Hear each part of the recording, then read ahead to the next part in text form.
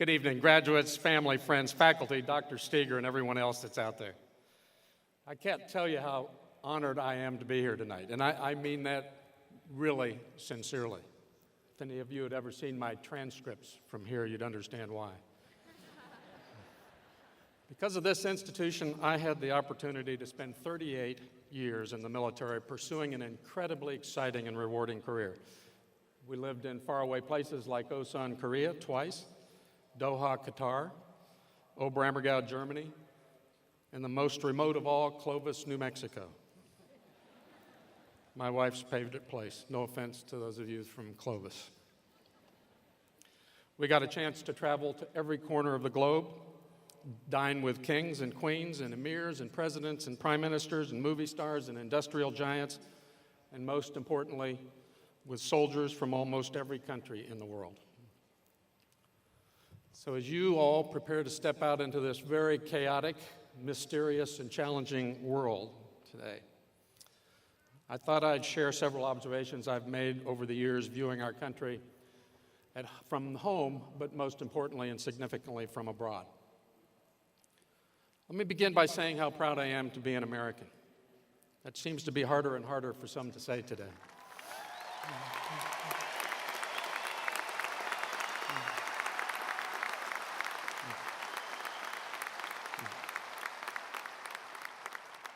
But this is a great country and a unique force for good in the world. I have no idea why we continue to beat ourselves up and apologize for our every action. We have done more.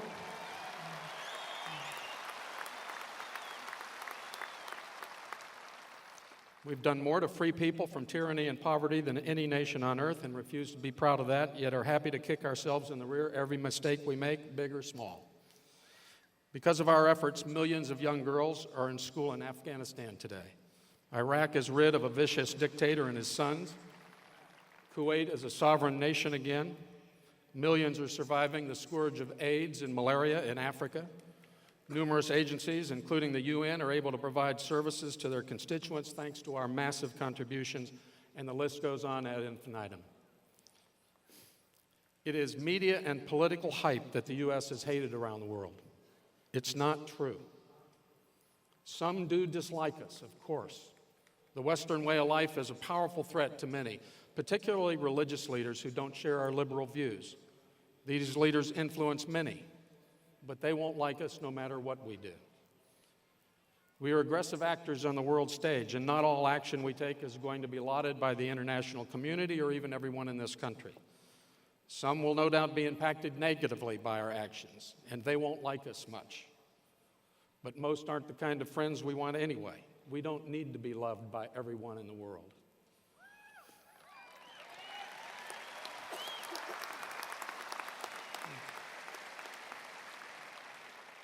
In the Middle East, most understand and appreciated our efforts to rid Iraq of Saddam and to restrain Iran.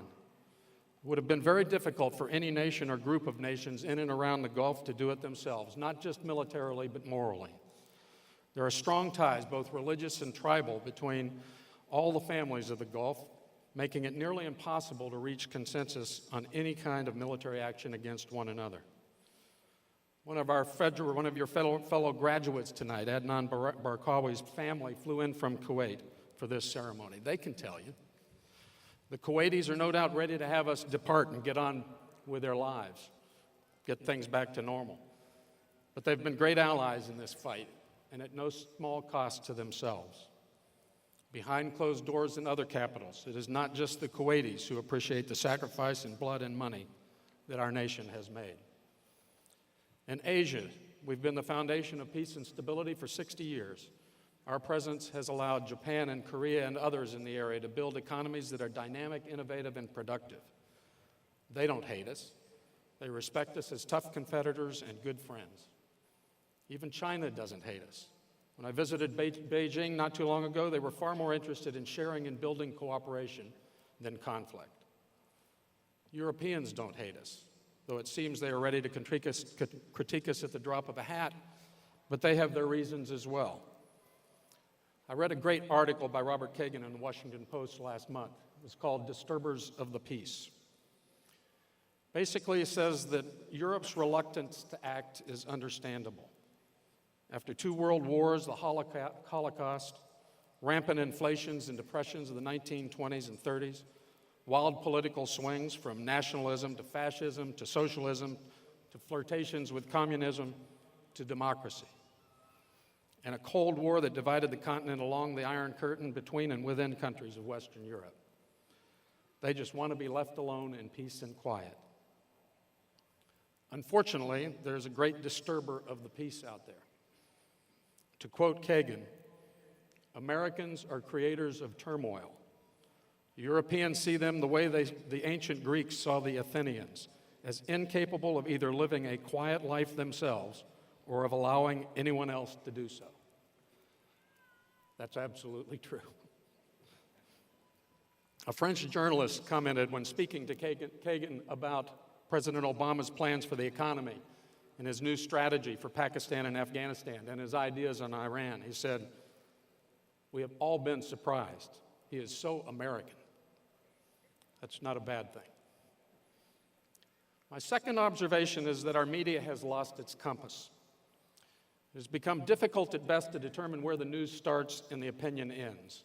And getting both sides of an issue is all but impossible from a single outlet.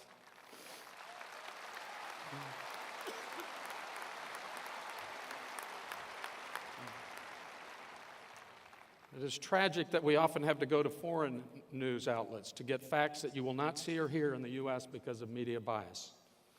I dealt regularly with the U.S. and Arab press when working as General John Abizaid's deputy in the Middle East. And frankly, Al Jazeera was often more even in their reporting of our interviews and press conferences than the U.S. press. When I asked Ethan Jordan, CNN's chief news executive, why we couldn't get any good things on the news on CNN, he simply said, "If it bleeds, it leads," and shrugged his shoulders. And news schools don't bleed. The 24-hour news cycle is killing us. News organizations used to have a rule of thumb that they had about 4 hours to validate a story. Today it's 4 minutes or even less. Is it any wonder that they get the facts wrong so often and are unable to put events in context? Unfortunately, once it's out there, it's fact, whether it's true or not. If we don't start holding our media to a higher standard, we will pay a terrible price, because it really is our only check on the excesses of government. We can't afford to have partisan politics or personality conflicts destroy our ability to get the facts on key issues. And today it is pretty easy to pick up a newspaper and determine their view on gay marriage, global warming, the war on terror, or any other hot-button issue without ever reading the editorial page. My third and final point is a concern. It's not an observation. There was a recent Rasmussen poll that found that 37% of Americans under age 30 prefer capitalism. 37% of Americans under age 30 prefer capitalism. 33% prefer socialism. And 30% are undecided. Can these numbers possibly be accurate? This is you out there they're talking about, getting ready to graduate and go into the workplace. Tell me it's not true that 63% of you either prefer socialism or are ambivalent about it. Those of you that think that way must be looking at socialism ideologically rather than in practice. You can't possibly see what it does to the human spirit, much less economic well-being, and prefer it to capitalism. If Europe is your model, notwithstanding the fact that conservatives regularly refer to socialist Europe, it is not. They are free capitalists in every sense of the world, but with an equally strong desire for stability, for reasons I described earlier. Hence, some have government control, more government control than we are comfortable with, and higher levels of welfare spending to maintain peace and quiet in the lower classes. To quote Kagan again, better to be less rich than less secure. By the way, those East Europeans who have experienced it have a significantly different view of the benefits of socialism than those who haven't, and it's not positive. Let me tell you about my experiences with socialism.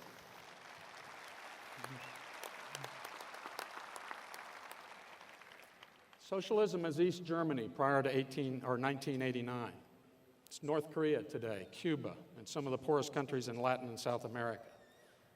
You can argue the semantics of what to call these regimes, but they always start out with taking power in the name of enabling and helping the poor and disenfranchised. The outcome in the long run is pretty much the same every time. The only ones that end up with wealth are the bureaucrats, and the poor are left to pick up the scraps at the back door. I can think of no truly socialist country where those that we define in Western countries as in poverty wouldn't be solidly middle class there. My wife Linda and I drove from Munich to Berlin shortly after the wall came down. It was the first day the Autobahn opened between those two great cities. It was like entering another world when we crossed the border. The impeccably kept, bleached, white Teutonic homes in the west, with beautiful red geraniums hanging from the flower boxes off their balconies, turned into gray, deteriorating buildings with no flowers, no landscaping, and no people visible. All the cars in the Autobahn were from the west. When we stopped in a village for lunch, the people walked around with their eyes to the ground, and you heard very little laughter in the cafes. Everyone wore gray or black, and every suit was the same. The most well-to-do villages were where the Russian bases were. Old factories spewed pollution, and we saw virtually no new factories, or for that matter, any construction before reaching Berlin. 45 years earlier, these were the same people with the same values and the same work ethic. By 1989, the East Germans had been beaten down by a system that rewarded political orientation more than hard work and independent thought. To this day, 19 years later, they have not fully recovered. When night flying in South Korea, up near the demilitarized zone, you're struck when you put your night vision goggles on that when you look south toward Seoul, you're blinded by the lights of the city. When you turn around and look north, there's no light at all, none. Many of you have seen the satellite photo that was taken at night of the Korean peninsula. And there's a black hole where North Korea is supposed to be. When I met the American team negotiating the nuclear arms pact with North Korea on their return from Pyongyang in 2005, they described the surprising lack of traffic on extraordinarily wide streets in Pyongyang, the small number of people in the city, and the fact that half of the upper floors of the hotel they stayed at, supposedly the best in the capital, had never been finished, though the capital was years old. I saw the same thing in other parts of the world where socialism has been tried. Huge apartment buildings with no people in them, and wide city streets with few cars, and not surprisingly, citizens in squalor just outside the city limits. That's socialism. The North and South Korea example is even more striking than the East and West German example, because prior to the Korean War, the North was the industrial power base of Korea, with almost all of the natural resources. South Korea was primarily agrarian, with no natural resources. In spite of that, a strong work ethic, a dedication to capitalism, and commitment to education has turned it into an industrial power and the 11th largest economy in the world, while North Korea is ranked at or near the bottom. Okay, so what's the point? What can you do?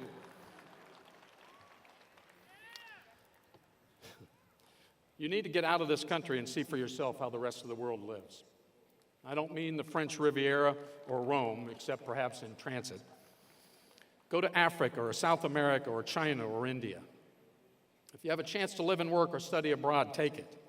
You'll broaden your horizons and see your country from a different perspective. I think you'll find our system is not perfect, but has much to admire. Please don't apologize for being American.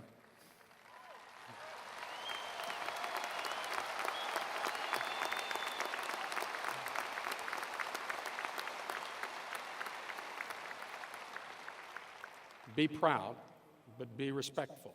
Contrition is okay when appropriate, but use it sparingly. At least we're out there trying to make a difference. Many are not. Hold the media accountable for what they print and say. Write to their publishers or their general managers when they get it wrong or are intentionally trying to influence you with purportedly reporting the news. Make them keep their opinions on the editorial page or with the pundits on the news channels.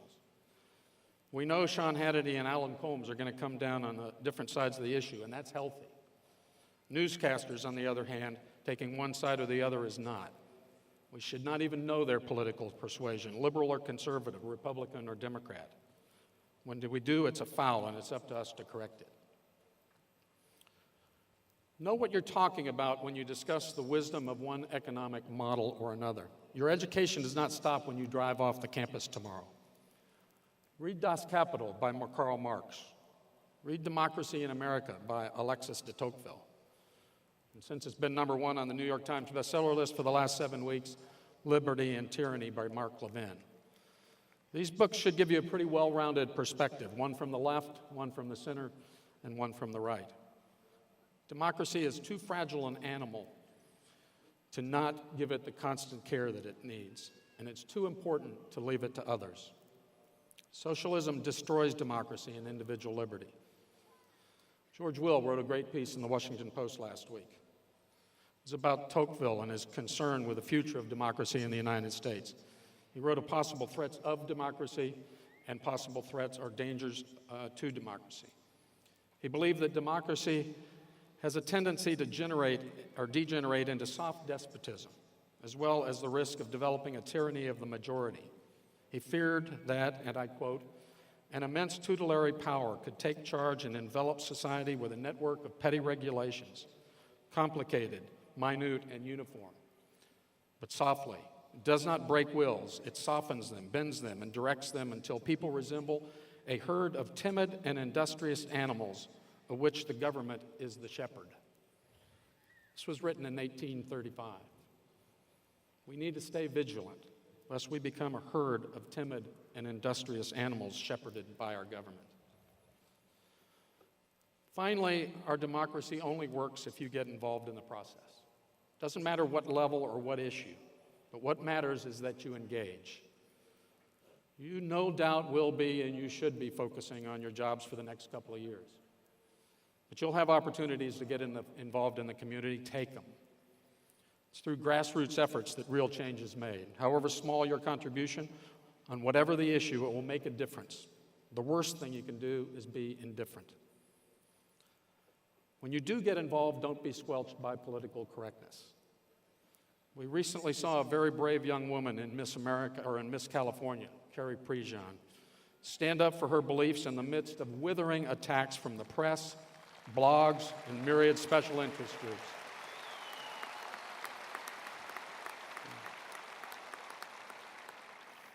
She didn't ask to be put in that position, but we can all learn from her. Whether you agree with her or not, she has the right to express her opinion without being held up to ridicule and humiliation. As she said, that's not supposed to happen in America. It's not. Stand up for your principles, and when you see something that isn't right, put it right. You'll be surprised at what happens and how many people come to your support. While there are many challenges in the world you're about to enter, there are many more opportunities.